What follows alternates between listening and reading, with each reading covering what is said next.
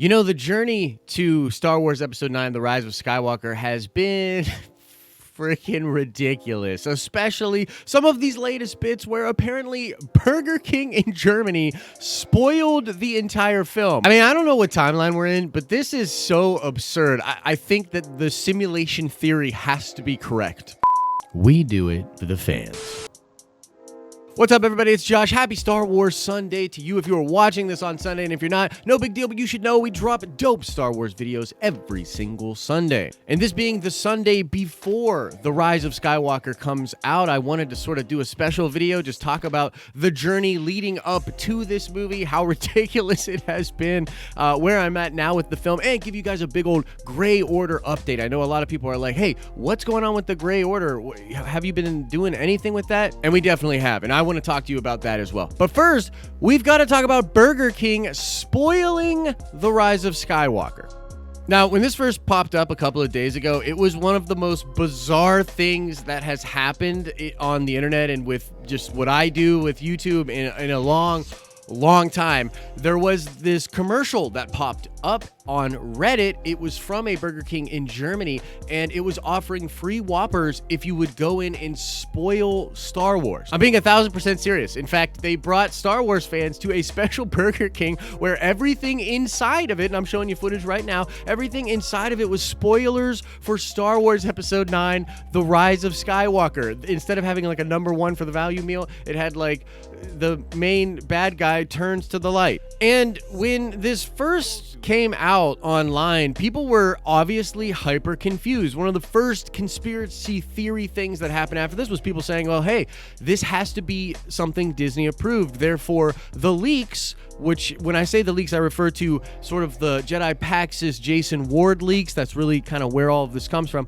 But there was a conspiracy theory that those leaks were fake and put out by Disney and Lucasfilm to have misdirection for what's actually going to happen in the film. And a lot of people still totally think that's a thing. And I told you guys that if that ends up being a thing, I'm going to shave my head. And Jason Ward from MakingStarWars.net said he'd do the same. He'd come on the show and we'll both shave our heads if the leaks were misdirection by Lucas and Disney film, or Disney and Lucasfilm rather. And I'm telling you, when I saw this Burger King commercial, I was like, oh my God, could this actually be a conspiracy? Am I going to shave my freaking head? Then others out there said maybe this was completely fake, totally not even a Burger King thing, but that was quickly dispelled as there were people in Germany who literally used the app and read out the spoilers to use this voice recognition technology and then got a free Whopper. Like, this is 1000% real. And then people were like, okay, is Disney involved or not? And what's interesting is even though it is all about Star Wars, they technically use little things like the galaxy far, far away. Instead of saying Star Wars, they beep out Star Wars at one point. And I don't think there's any official actual images from anything Star Wars in this commercial. And so the thought process then was like, okay, well, this just has to be some viral thing that Burger King wanted to do. Maybe they're not doing this with Lucasfilm in mind, but isn't that like the riskiest thing ever? Wouldn't Lucasfilm and Star Wars want to sue them into oblivion? You know what I mean? Like, these are big corporations. And just today, we got some clarification on this. Matt Martin, who is on the story group for Lucasfilm, he works at Disney, he said that this is not an official thing. Here's the tweet, which I did see on Reddit. This guy's basically like, yo, have you seen that Burger King spoiler spot? Like, what is that? Can that be approved by Disney? And Matt Martin explains that's not an official thing. It's a BK marketing stunt. So it's real, but it's not an official thing with Disney and Star Wars and Burger King. So Burger King literally went out there and did this. And you got to ask, like, what are they trying to accomplish here? At this point, I'm apt to think that the leaks are so big and so widely out there. I mean, like, I've got a video with them that does creep up towards 1 million views. So at least millions of people have probably heard of these leaks, but maybe it's way more than that. Maybe like a lot of people know about these leaks and they just think they're fake. And maybe even Burger King thinks they're fake. Like, what if Burger King did this thinking that Jason Ward and thinking that Pax's are total bullshitters and, you know, kind of just making this up? Or could they believe that it's real and think that it's so significant because it's actually Star Wars being leaked in this big monumental thing in the Skywalker saga actually being leaked. Could that be them saying like, hey, we got to get in on this. This is going to be huge. And now that I think about it, I am doing a video all about, is this video inadvertently sponsored by Burger King now? Burger King.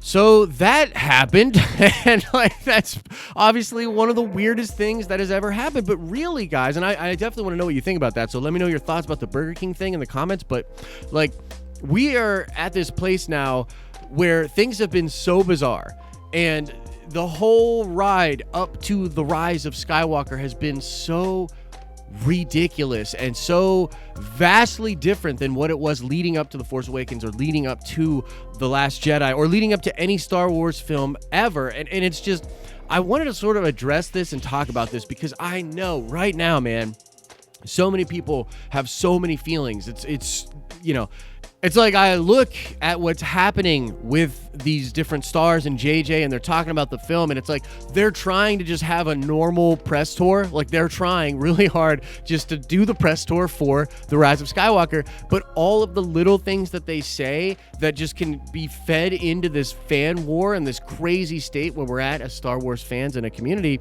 all of those things are being focused on and sort of drawn out. And I have a lot of sympathy for them because as a content creator, I've tried to talk about different things, and when I say something that can seemingly be read as very negative, and I think, you know, I've turned on Star Wars, or oh, I'm really hyped on the film, so I'm a shill. It's like, I totally get it. Like where we're at right now is not good. Like, you know, people get so butthurt when you use the phrase toxic, and you know, there's all kinds of people within the fan community that are like, we're not toxic, we're just being fans, freaking the fuck out online and making everyone feel shitty about liking Star Wars. That's really what it reads to me as. Again, on both sides, right? The defenders of The Last Jedi, the detractors. It's so stupid and ridiculous where we're at right now. And I know the Marvel fans of this channel are like, man, just get back to Marvel, dude. Stop it. This is so horrible. And I can't wait to start talking about Marvel again. The Black Widow stuff looks great. Eternals looks great. That stuff's so awesome. But, you know, we wanted to cover Star Wars leading up to Episode 9. And, you know, it became a thing where we knew it was going to be contentious. And, of course, we created the Gray Order. Now, that also added to the drama, man. You know, so many people read into that in different ways. I mean, what it's supposed to be is a positive, focused Star Wars group that's not afraid to be critical. And really, like, we're looking to just be able to be Star Wars fans outside of the war, right? Like, we don't, like, if I come out and I have something negative to say about The Mandalorian, I don't want it to be looked at as though I'm trying to take part of an agenda that's anti-Star Wars or Disney. You know what I mean? And similarly, if people within the Gray Order want to be positive, want to get excited about The Rise of Skywalker, God forbid, you know, because it does look pretty cool, right? The trailers look cool. That they're told they're a shill or whatever, and it's just these two freaking dogs barking. And really what the Gray Order is like, shut all that off, man. And just be Star Wars fans. And when you say that you're a part of the Gray Order, it means something, and it means that you're committed to being balanced and to saying like, no. First and foremost, I love Star Wars. I'm a Star Wars fan, and you know, then that basically should be assumed of anyone that joins the Gray Order. You're Star Wars first. And then we can debate about these things without it being so toxic and getting so crazy and out of control. But even doing that brought more toxic craziness and out of control. You know what I mean? Which I totally get. And I think what I ultimately wanted to say to everyone, you know what I mean? For those that are listening, for those that care, right? That are at this point in the video, which is not everyone, right? But for those that care, you know, honestly, Star Wars is going to go away for a while, and we're not going to be able to have conversations all the time about Star Wars. I'm not going to be able to do videos about Star Wars. It will shift back to Marvel heavily because there's going to be a lot of Marvel stuff coming out, and we're going to get nerdy about a lot of awesome stuff in the next year. But there's not a Star Wars movie for a long, long time. And right now, at the time when it is all happening, and I know there's a lot of people that are, you know, they're just so invested or upset because they're invested, you know, and I get it. But ultimately, like, it would be cool if we all just realized that we're the ones that even give a crap enough to want to talk about Star Wars. And that there are many people out there, like there are people in channels and stuff that I watch that they're film people, right? And so they've only really liked Star Wars because they like those films, and then they like the films or don't like the films, and they're just being critics, or they're just being reviewers of films. And even though they like Star Wars, that's not really what Star Wars fans are.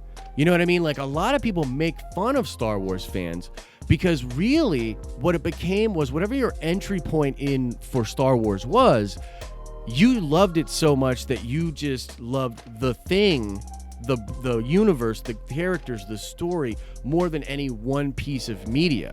You know, a one piece of media or thing for Star Wars doesn't make or break Star Wars. You know what I mean?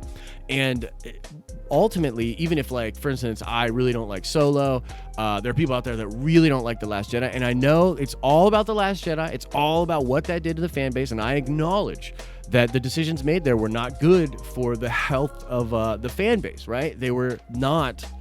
It was too meta. I think JJ said it best. You know what I mean? In his comments this week.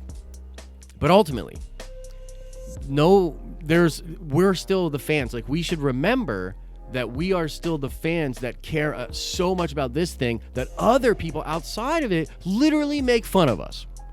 Literally make fun of us for loving this thing so much that we get in these kind of fights, that we, you know, get this angry, this passionate, that we care so much about this thing. I wish we could remember that that's us, right? And you know, even though there's those of us that are over here and that, you know, Fandom Menace, then there's those of us in the middle, Grey Order, and then there's those of us over here that are diehard defenders of Disney Star Wars and all that.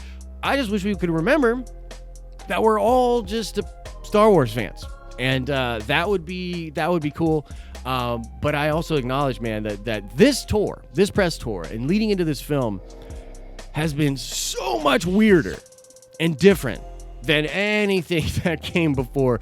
And I think that at this point, if you're one of those people that think there's literally nothing wrong with Star Wars, I think there's just a lot of evidence to suggest out there. I mean, just look at this press tour, look at the lead up to the Rise of Skywalker. It's pretty wild, and you know, it's just different. And the brand is not in the best place.